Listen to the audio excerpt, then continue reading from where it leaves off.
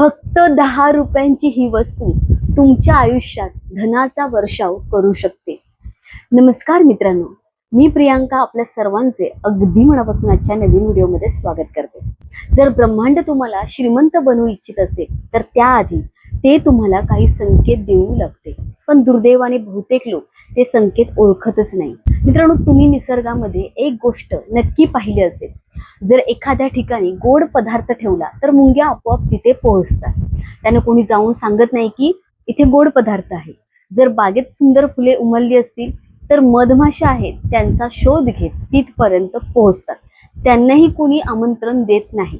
मित्रांनो, निसर्गात प्रत्येक चांगली गोष्ट दुसऱ्या चांगल्या गोष्टीशी जोडलेली असते, बरोबर. जिथे ज्याची गरज असते तिथे निसर्ग त्याला आपोआप पोहोचवतो. तुमच्याही आयुष्यात असे अनेक प्रसंग आले असतील. हो मित्रांनो, असे अनेक वाईट गोष्टी आल्या असतील, चांगल्या गोष्टी आल्या असतील. कधी एखादी घटना घडण्याआधीच तुम्हाला तिची जाणीव झाली असेल, किंवा कधी असं वाटलं असेल की हे घडणार आहे असे मला आधीच जाणवत होतं, असं तुमच्या बाबतीत झालं असेल. हे मी आधी कुठेतरी अनुभवलेलं आहे. हे योगायोग नसतात मित्रांनो. ही जी आहे ही ब्रह्मांडाची भाषा असते, जी फार कमी लोकांना समजते. ही निसर्गाची संकेत देण्याची एक पद्धत असते. मित्रांनो, जेव्हा ब्रह्मांड तुम्हाला एखाद्या मोठ्या गोष्टीसाठी पात्र समजते तेव्हा ते आधी तुमच्या मनात त्याची बीजे पेरते. बीज आहे, बी पेरते. समजा तुम्हाला वारंवार स्वप्न पडते की तुम्ही पैसे मोजत आहात, किंवा तुमच्यावर पैशांचा वर्षाव होत आहे. तुम्ही मोठ्या घरात राहत आहात, तुम्हाला असं वारंवार स्वप्न पडत असेल, किंवा तुम्ही करोडपती झाला आहात, तर लक्षात ठेवा मित्रांनो, मी स्वप्न मात्र सांगते, पण लक्षात ठेवा, ब्रह्मांड तुम्हाला एक संदेश देत असते. ते सांगत असते की तू या गोष्टीसाठी पात्र आहेस. हो मित्रांनो, तू हे मिळवू शकतोस, पण पुढे काय होईल हे तुमच्यावर अवलंबून असतं. तुम्ही त्या संकेतांकडे जे आपल्याला युनिव्हर्स कडून संकेत मिळतात त्याकडे दुर्लक्ष करता की त्यासाठी काही प्रयत्न करता. तुम्ही स्वप्न फक्त स्वप्न म्हणून सोडून देता की त्याला वास्तवात आणण्यासाठी काहीतरी पावले उचलता. यालाच आजच्या भाषेत आपण बोलतो लॉ ऑफ अट्रॅक्शन किंवा मॅनिफेस्टेशन असं आपण म्हणतो. आणि मित्रांनो, या गोष्टींमध्ये खरोखरच एक अद्भुत शक्ती आहे. आज मी तुम्हाला जो उपाय सांगणार आहे मित्रांनो, तो अशा लोकांसाठी आहे ज्यांच्याकडे पूर्वी भरपूर पैसा होता, खूप आधी पैसा होता, पण अचानक त्यांना आर्थिक घसरण झाली, व्यवसायात नुकसान झाले, त्यांची नोकरी गेली, किंवा कर्ज वाढलं असेल कोणत्या तरी कारणाने. विशेषतः कोरोना काळानंतर अनेकांचे आर्थिक जीवन विस्कळीत झाले, काहींची नोकरी गेली, काहीतरी प्रॉब्लेम झाले. अशा लोकांसाठी हा जो उपाय आहे अत्यंत महत्त्वाचा आहे. कारण मित्रांनो, निसर्ग अनेकदा आपल्याकडून ज्या काही गोष्टी गेलेल्या आहेत त्या गोष्टी पुन्हा आपल्याला परत देऊ इच्छितो असतो, पण त्यासाठी आपल्यामध्ये विश्वास असणे आवश्यक आहे. सर्वात आधी स्वतःला सांगा, मी समृद्धीसाठी पात्र आहे, मी धनासाठी पात्र आहे, मी यशासाठी पात्र आहे, असं तुम्हाला स्वतःसाठी बोलायचं आहे. जर तुम्ही स्वतःवर विश्वास ठेवला नाही तर कोणताही उपाय पूर्ण परिणाम देऊ शकत नाही. हो मित्रांनो, स्वतःवर विश्वास ठेवा आणि मग हे उपाय करा. आज मी तुम्हाला अशी एक वस्तू सांगणार आहे जी जर योग्य पद्धतीने सिद्ध करून तुमच्या जवळ ठेवली तर ती धन आकर्षित करण्यासाठी अत्यंत प्रभावी मानली जाते. आणि सर्वात मोठी गोष्ट म्हणजे यासाठी तुम्हाला हजारो रुपये खर्च करावे लागणार नाहीत. अगदी कमी खर्चात हा उपाय होऊ शकतो, पण काही यासाठी नियम आहेत, ते लक्षपूर्वक तुम्हाला ऐकायचे आहेत. काही काळजी तुम्हाला घ्यायची आहे हे उपाय करण्यापूर्वी, कारण ती काळजी समजून घेणे तुमच्यासाठी खूप अत्यंत महत्त्वाची आहे. तर हा उपाय कोणत्या दिवशी करायचा? हा उपाय शुक्ल पक्षात करावा. विशेषतः मित्रांनो बघा, गुरुवारी, शुक्रवारी, तसेच पौर्णिमा असते पौर्णिमेच्या दिवशी. ओके, जर गुरुपुष्य योग किंवा रवी पुष्य योग मिळाला तर त्याहूनही उत्तम काहीच नाही.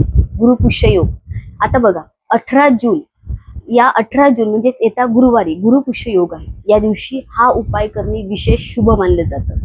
आता महत्त्वाची काळजी इथे काय घ्यायची मित्रांनो, हा उपाय अत्यंत पवित्र मानला जातो. म्हणून ज्या ठिकाणी सुतक असेल, पातक असेल किंवा अशुद्ध वातावरण असेल तिथे ही वस्तू तुम्ही घेऊन जाऊ नये. उदाहरणार्थ बघा, एखाद्या घरात मृत्यू झाला असेल, शोकसभा असेल, अशुद्धीचा काळ चालू आहे, तर त्या ठिकाणी ही वस्तू घेऊन जाऊ नका. घराबाहेर जाण्यापूर्वी ती आपल्या देवघरात ठेवून जायचं आहे. ओके. आणि जर चुकून ती अशा ठिकाणी गेली तर ती पटकन तुम्ही वाहत्या स्वच्छ पाण्यात विसर्जित करावी आणि नंतर नवीन तयार करायची आहे. नदीमध्ये तुम्ही विसर्जित करू शकता. या उपायासाठी लागणारी वस्तू, आता मुख्य गोष्ट आहे, लक्षपूर्वक ऐका. ती वस्तू म्हणजे जायफळ. होय, साधे आपले जायफळ.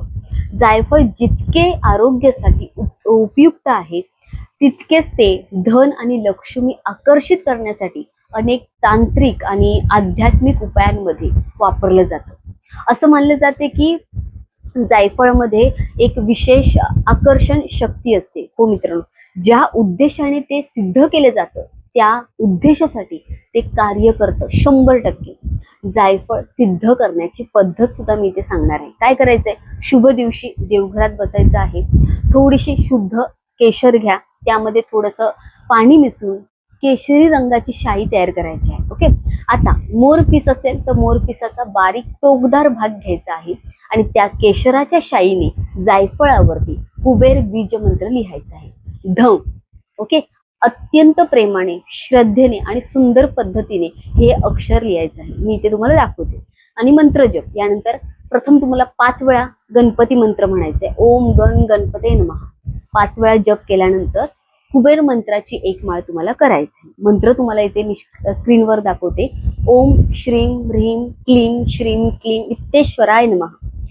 एक पूर्ण माळ श्रद्धेने जपायची आहे, नैवेद्य दाखवायचे आहे आणि यानंतर म्हणजे बघा, खीर असेल, शिरा असेल किंवा कोणतंही शुद्ध जे तुम्ही गोड पदार्थ बनवला असेल तो तुम्ही नैवेद्य म्हणून ठेवू शकता. महालक्ष्मी कुबेर देवांना ते तुम्हाला अर्पण करायचं आहे. जर घरात कुबेर यांचं चित्र किंवा मूर्ती नसेल तर ठीक आहे, चित्र असेल तरी चालेल आणि नसल्यास महालक्ष्मी समोर अर्पण केला तरी चालेल. आता जायफळ कुठे ठेवायचं, पूजा पूर्ण झाल्यावर पाकिटात ठेवू शकता, पैशांच्या तिजोरीत ठेवू शकता किंवा लाल धाग्यात ओवून गळ्यामध्ये तुम्ही घालू शकता. हो, पण अशुद्ध ठिकाणी जाताना मी सांगितल्याप्रमाणे ते तुम्हाला काढून ठेवायचं आहे देवघरामध्ये. हे खूप गरजेचं आहे. ग्रहणाच्या वेळी सुद्धा काय करायचं आहे, सूर्यग्रहण असू दे किंवा चंद्रग्रहण, हे झाल्यास ते जायफळ तुम्हाला परत बदलायचं आहे. जुने जायफळ तुम्हाला वाहत्या पाण्यात विसर्जित करून नवीन सिद्ध करून तुम्हाला परत घालायचं.